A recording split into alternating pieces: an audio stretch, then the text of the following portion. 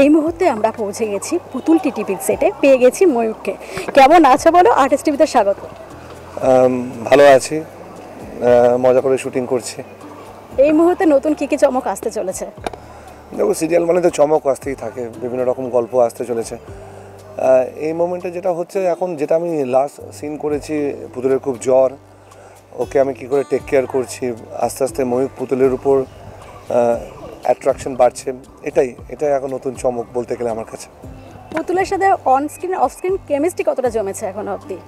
Off screen বন্ধুত্ব হয়েছে অনেকটা, যেহেতু মনে হয় 4 মাস হতে চললো। ভালো রকম বন্ধুত্ব হয়েছে, কথাবার্তা বলি। আর অন স্ক্রিন তো আছে, সবাই দেখতেই পাচ্ছে। আর এই ধারাবাহিক যেহেতু কিছু সামাজিক সমস্যা নিয়ে তৈরি হয়েছে, প্লাস কিছু বার্তাও দেওয়া হচ্ছে, তো এরকম একটা ধারাবাহিকের সাথে যুক্ত থাকতে পেরে তোমার কেমন লাগছে পার্সোনালি? দেখো,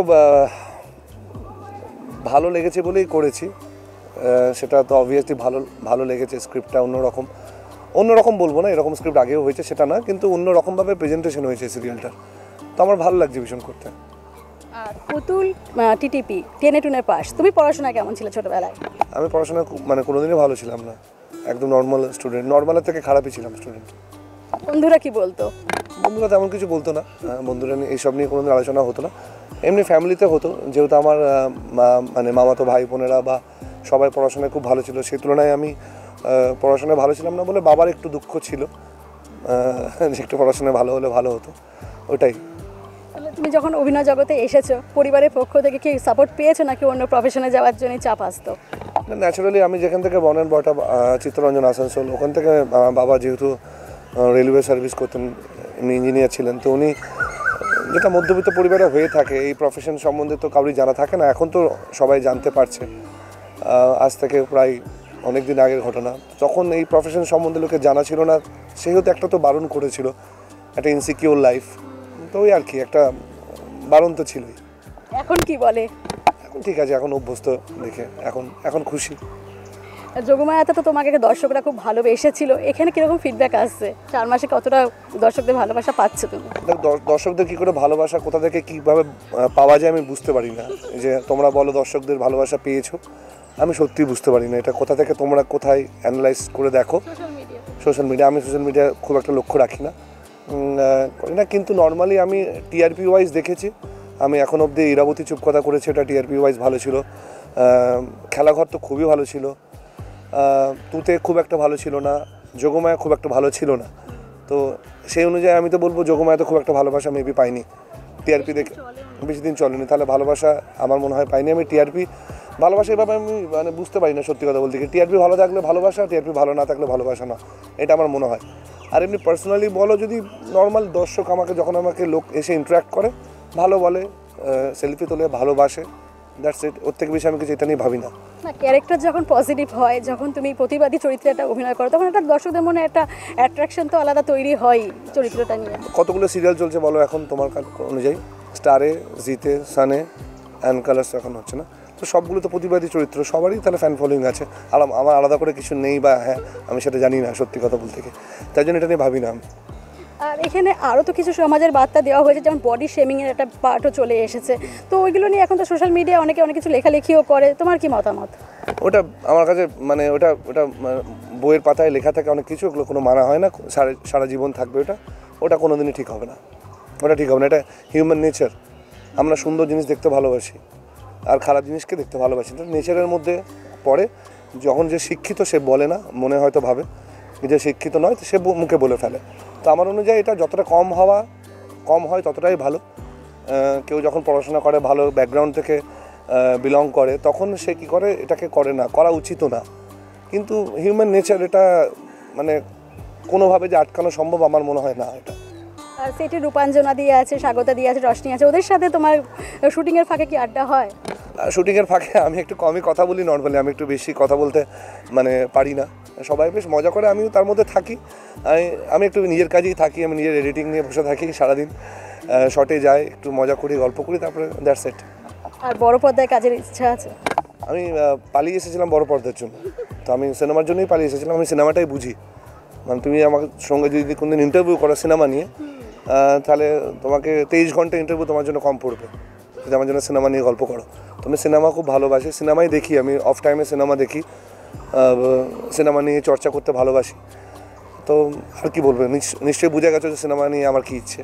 কিন্তু এখন তো 14 ঘন্টা শুটিংয়ের ফাঁকে তো খুব একটা সময় করতেও পারো না সিনেমা দেখতে যাওয়া বা সিনেমার জন্য মানে সেরকম প্রিপারেশন নেওয়া বা যোগাযোগ করা। তো পরবর্তী সময় কিভাবে তুমি টাইম ম্যানেজ করবে এতটা টাইম যখন এখানে আটকে যাচ্ছে?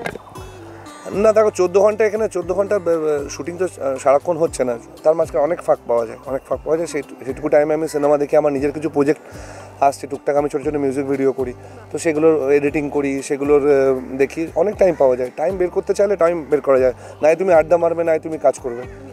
তো আমার কাছে মানে আমার কাজ করতে ভালো লাগে।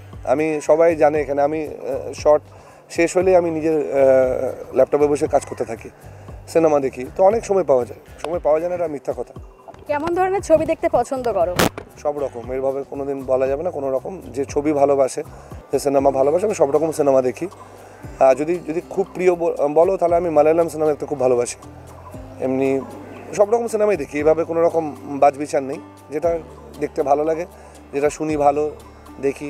অনেক সময় মানে ওই প্রাইমে যখন অ্যামাজন প্রাইম বা নেটফ্লিক্সে সার্চ করতে করতে যে কোনো সিনেমা দেখলাম, ভালো লাগলো, ট্রেলার দেখতে শুরু করি। আর পছন্দের অভিনেত্রীকে? হিরো না অভিনেত্রী? আর রণবীর কাপুর, ঋত্বিক রোশন। আর হিরো আর অভিনেতা বলতে আমার ফাওয়াদ ফাজিলকে খুব ভালো লাগে। ফাওয়াদ ফাজিল, দুলকির সলমান আর ইরফান খান। আর টলিউডে? উত্তম কুমার। এখন তো টলিউডে অন্য ধারার ছবি বেশি চলছে, আবার কমার্শিয়াল ছবিও ফিরে আসছে। তোমাকে যদি বলা হয় অন্য ধারার ছবিতে কাজ করতে বেশি ইন্টারেস্টেড না বাণিজ্যিক ছবি, কোনটা বাজবে? তুমি আগে বলো অন্য ধারা আর বাণিজ্যিক ছবির মধ্যে পার্থক্য কোথায়? তুমি আগে বলো কোনটা বাণিজ্যিক ছবি, কোনটা অন্য ধারার ছবি? বাণিজ্যিক ছবি যেটা সব রকম দর্শকদের মধ্যে পপুলার, বা একটা হিরো সুপারস্টার মানে নায়ককে নিয়ে দর্শকরা স্বপ্ন দেখে। আর এমনি অন্য ধারার ছবি মানে ক্যারেক্টার আর্টিস্ট বা ধরো ভালো অভিনেতা তৈরি হয়, সেই সুপারস্টার ব্যাপারটা থাকে না। আমার মনে হয় দেখো, ছবিটা তৈরি হয় সবই বাণিজ্যিক, টাকা দিয়ে যখন তৈরি হচ্ছে সবই কমার্শিয়াল ছবি। যেটা তুমি যদি একটু সিনেমা নিয়ে কালচার করো, মঞ্জুমল বয়েজ বলে একটা সিনেমা এসছে, সিনেমাটার বাজেট হলো 20 কোটি টাকা, বক্স অফিস করেছে 240 কোটি টাকা। মালায়ালাম ছবি, নর্মাল ছবি, 5টা ছেলেকে নিয়ে গল্প, তো এটা তুমি কী বলবে, বাণিজ্যিক ছবি না এমনি ছবি? দেখো, একটা ছবি আর ভালো ছবি আর খারাপ ছবি, দুটোর মাঝখানে কিছু ছবি হয় না। তো ভালো ছবি হলে তুমি যদি দর্শকের কাছে পৌঁছাতে পারো, সেটা তোমাকে টাকা দেবে। তুমি যেটাকে বাণিজ্যিক ছবি বলছো, মানে 20 কোটি 240 কোটি, বুঝতে পারছো? মানে পুষ্পা কিন্তু কত কোটি টাকার ছবি, মানে 500 বা 600, সে যদি 1000 কোটি করলো মানে ডবল করলো, আর 20 কোটি 240 কোটি করলো, মানে কোনটা বাণিজ্যিক ছবি বেশি? তো ডিপেন্ড অন, আমার মনে হয় ভালো সিনেমা আর খারাপ সিনেমা, এই দুটোর মাঝখানে কিছু হয় না। আমাকে তুমি যদি বলো যে আমি ভালো ছবি করতে যাই, যেটা সবাই মানে বুঝতে পারে, ডিরেকশন, কোরিওগ্রাফি, ওই ব্যাপারটাও তো তোমার মধ্যে আছে। ডিরেকশন কথাটা বলাটা ক্রাইম, ডিরেক্টর নিজেকে বলাটা খুব ক্রাইম। ডিরেক্টর এভাবে সহজ না। ডিরেক্টর, তুমি যে সিনেমা নিয়ে একটু আবার যে সিনেমা নিয়ে ডিরেক্টর হওয়াটা, মানে আজকে মানে সত্যজিৎ রায়ও ডিরেক্টর, আমি যদি নিজেকে ডিরেক্টর বলি খুব ক্রাইম হবে। দেখো, আমি এই কাজটাকে ভালোবাসি যেহেতু, তাই জন্য নিজের মতো করে কাজ করতে ভালোবাসি। হ্যাঁ, জানি না তা না, কাজ শিখছি, আস্তে আস্তে শিখেছি। লেন্স বলো বা লেন্সিং বলো বা ফ্রেমিং বলো, নানা রকম আমার শর্ট ডিভিশন বলো বা এডিট বলো, সবটাই মোটামুটি করতে করতে আমার শেখা, ভালো লাগে, ওটার মধ্যে থাকতে ভালো লাগে, তাই জন্য নিজে থেকে কাজ করি আর কি। আর সারাদিন তো কাজের মধ্যে থাকো, বাড়িতে সময় দাও কি করে? বাড়িতে ওই মানে আফটার প্যাক আপ যতক্ষণ বাড়িতে যায় ততক্ষণই, ওইটুকুই সময়, ওর থেকে বেশি আর কি সময় আমি এটা ওইটুকুই সময় দেওয়া হয়। ছুটি তো পাও না, কিন্তু ছুটি পেলে বেড়াতে যেতে ভালো লাগে? হ্যাঁ, বেড়াতে যেতে খুব ভালোবাসি। যখনই ছুটি পাই আমি প্রেফার করবো বেড়াতেই যাব, মানে বেড়াতে যেতে খুবই ভালো লাগে। কোন জায়গায়? পাহাড় সমুদ্র দুটোই ভালো লাগে, এরকম করে আলাদা কিছু নেই। আর পুতুল টিটিভি নিয়ে কি বলবে দর্শকদের? পুতুল টিটিভি নিয়ে এটাই বলবো যে প্রথম থেকে পুতুল টিটিভি, মানে আমি নর্মালি আমি এন্টারটেনকে কোনোদিন জোর করে করতে বলি না যে পুতুল টিটিভি দেখুন, দেখতে থাকুন, ভালো হচ্ছে, জোর করে এন্টারটেন হয় না। মানে যদি ভালো লাগে তাহলে দেখবে, না ভালো লাগলে জোর করে আমি যতই প্রমোশন করি দেখবেন না। তো আমার মনে হয় আমি এতদিন সিরিয়ালটা করছি নিজে, ভালো হচ্ছে সিরিয়ালটা ভালো হচ্ছে, টিআরপিও ভালো দিচ্ছে। তো যেরকমভাবে আপনারা ভালোবাসা দিচ্ছেন সেইভাবে আশা করি ভবিষ্যতে ভালোবাসা দেবেন, যদি ভালো লাগে তাহলে দেখবেন। Thank you so much. Thank you. আজকের আড্ডা আমরা এখানেই শেষ করবো। আরও নতুন নতুন আপডেট পেতে আপনারা চোখ রাখুন আরএচ টিভি এইচডি পর্দায়।